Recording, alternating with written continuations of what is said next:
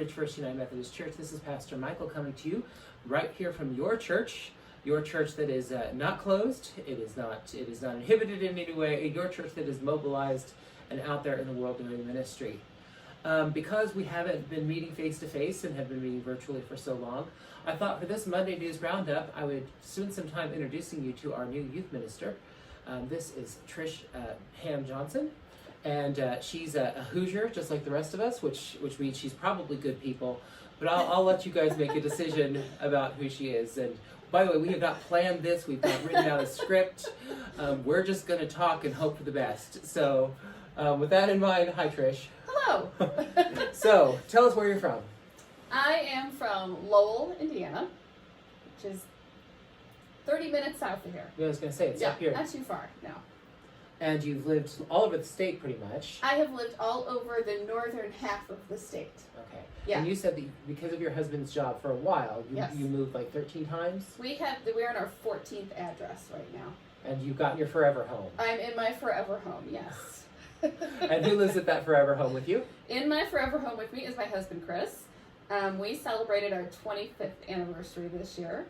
And our son, Billy, who's 24 and still lives at home with us. He's in his last year of an apprenticeship. And our dog, Piper, and our cats, Dakota and Panda. Awesome. And your husband works with the water department. Water department Yes. in Michigan City. Right. And so he's pretty important over there. And he is also... He likes to think so. He is also the trustee at Michigan City Trishs Methodist Church. Yep. Chair of trustees. Yeah. And in fact, that's kind of how we got to know Trish. As you know, we were looking for a youth minister, and I called up my good friend Nancy, who's the pastor over there at Michigan City. And I said, Nancy, do you know of anyone? And she said, well, maybe Trish would be interested in working in both places and moving from a part-time to a full-time position. Right. So congratulations, you're now a full-time youth minister. Thank you, I think. Yeah. It's a bit of a curse sometimes too, isn't it? I did that job. It's a blessing, and especially when camp rolls around and you got to go live in those cabins. Yeah, I'm kind of wondering how that's going to work this summer. I think we can get the Michigan City kids and the Portage kids to all go at the same time, so I only have to do it. Oh, yes. I think we should. Yeah, I'll remember that sermon where I talked about the shower and the camp. That was... See, this woman knows. Mm-hmm. You know she's good. So tell us about education, all that kind of stuff. So I spent 12 years as a paraprofessional, but as an interventionist. I was a school interventionist. So I I taught small groups, mostly reading, some math, to kids from K through 6th grade. I did all of the intervention work. I did all of the paperwork, all of the testing. And I worked with the RTI committees, which teachers know what an RTI committee is. They know that very well. Did all of the RTI testing and placement for kids that were working below grade level. So that was I also spent 2 years working with high schoolers in an alternative setting, which was interesting. Sounds it. In an alternative high school setting, yeah. Well, we'll let all of you out there know that one of the parts of her interview process was I had her have a conversation with Lil Falk. And Lil Falk is our education chairperson, as you all know. And apparently what was going to be a 20-minute conversation went on for 3 hours? I think 2 hours. Okay. But they just started talking about education and just went on from there.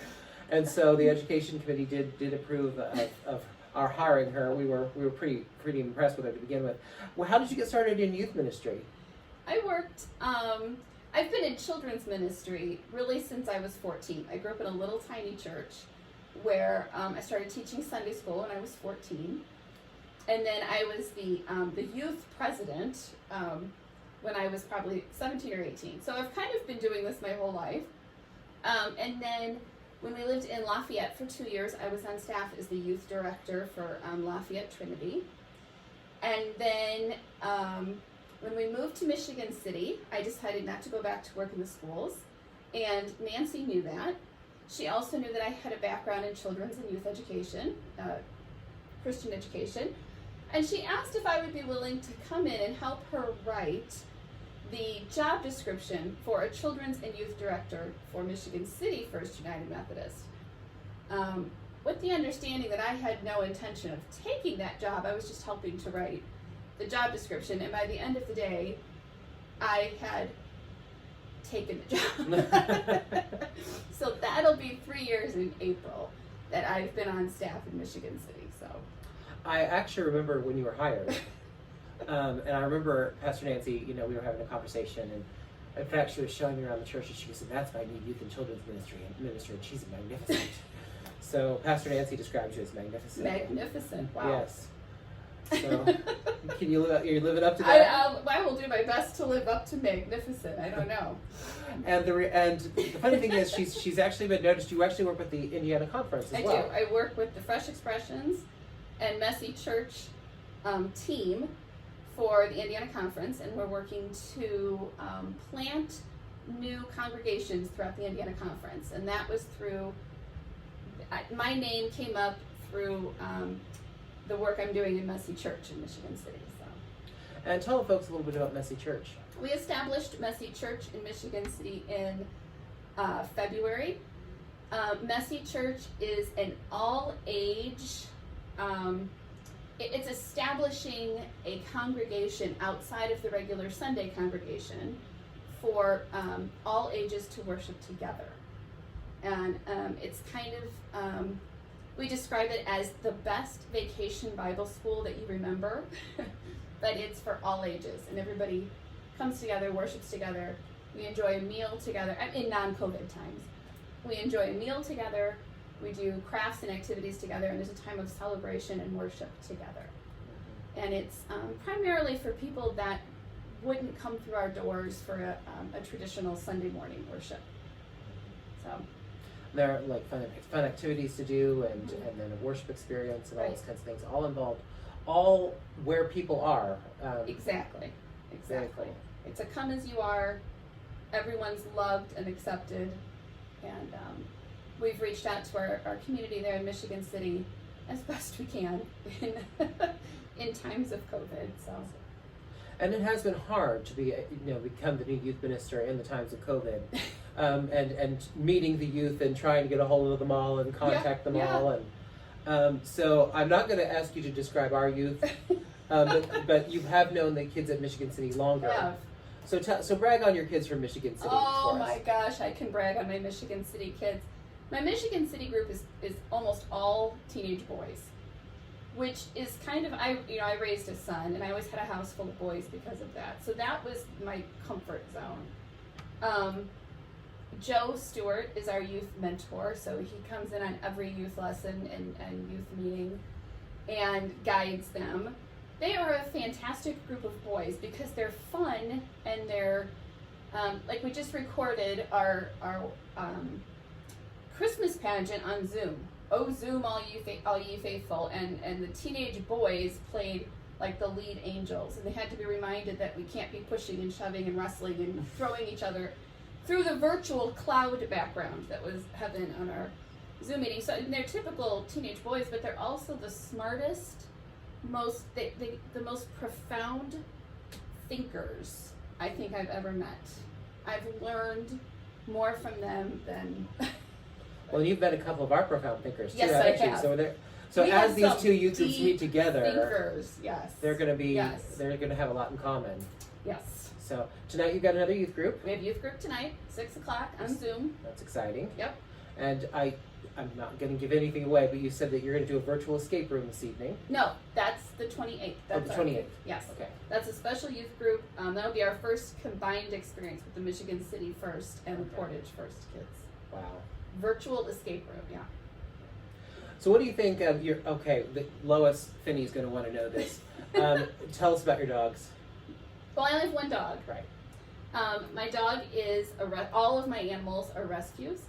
My dog is we believe, a lab pointer mix. I always have lab mixes. I grew up with labs.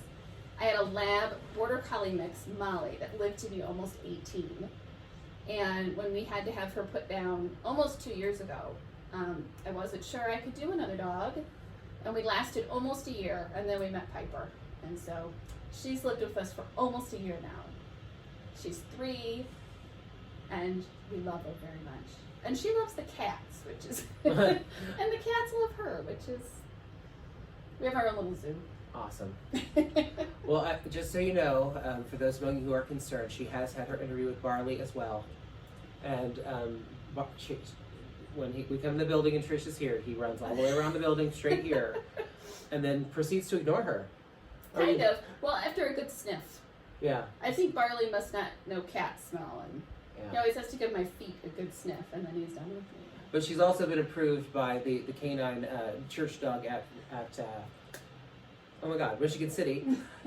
Pastor Nancy just got a new dog named Licorice. And Licorice takes a running leap towards her and lands on her lap. Lands in my lap. Yeah. Every time. So she's been approved by the dogs. That's an important thing. Dogs and kids. Tell us some fun things about yourself. We disagree on music, y'all. We disagree on music. Yeah, well, I'm a diehard country music fan, so that's why we disagree on music. I grew up on it. I was born and raised. I'm a farm girl. I still drive a pickup truck. I wear boots.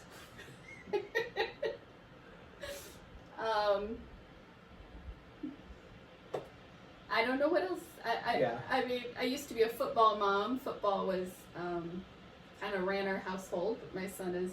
Are you a sports fan? Grown now. I'm a football fan. Who's your team? I'm a college football fan. Notre Dame is my team. Okay. I'm a diehard Notre Dame fan, so this has been a fantastic year to be a Notre Dame fan. So. I wouldn't know. Yes. I heard that Ball State did well the other day. I don't know what that's about. They did. Yeah, Indiana's been doing well too. But I am a diehard Notre Dame fan. Ever since I went to my first Notre Dame football game, I was hooked. You know, I'll cheer for the Bears. I'm not a huge NFL. Like my husband is. It's on every Sunday, and I'm cheering for the Bears. But Notre Dame's my team.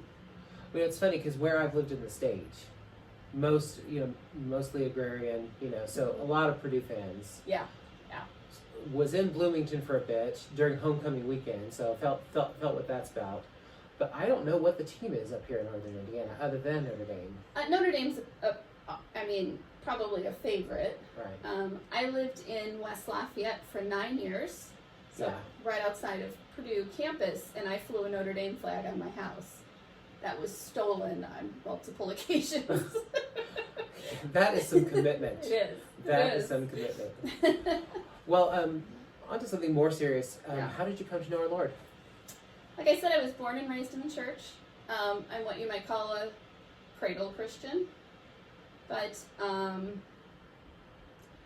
probably the biggest... I can't think of a time when I've ever not known Jesus. But probably in my early adulthood, as a young mom, I suffered from... some pretty serious health problems. I was in and out of the hospital several times, and then dealt with some personal problems,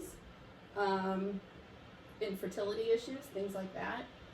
And I had a pretty big period of doubting and really feeling like I was as far away from God as I could be. And after one of our moves, I found a church and a church family. I don't get emotional, I'm not a crier. But we had a hard time finding a church where we felt like we fit, and we finally found it in Little Trinity UMC in Plymouth, Indiana. We lived there for 5 years. We had a fantastic Sunday school, adult Sunday school there, where we made friends our own age, and I just had an experience there. Actually, it was when I went back into volunteering with children's ministries, VBS, and I just had I had a year there where I finally felt like I found God again and God found me again. And for me, I grew up in a church that taught, relied heavily on that story of salvation, but I've always felt like salvation is something we have to find over and over again in our lives. Finding Him in the new place, in the new time, Yeah. What's your vision, or what are you hoping to accomplish for our youth in 2021? Well, I'm hoping we can meet. I would really love to be back in the building and meeting these kids face to face. I'm hoping to see a group that bonds, that depends on one another. I think we need that more than ever. We need a group we can depend on, that group of people that, calls on each other and helps one another and has fun together, camp and things like that. I think once we can all be together in person again, we're going to need those things more than ever.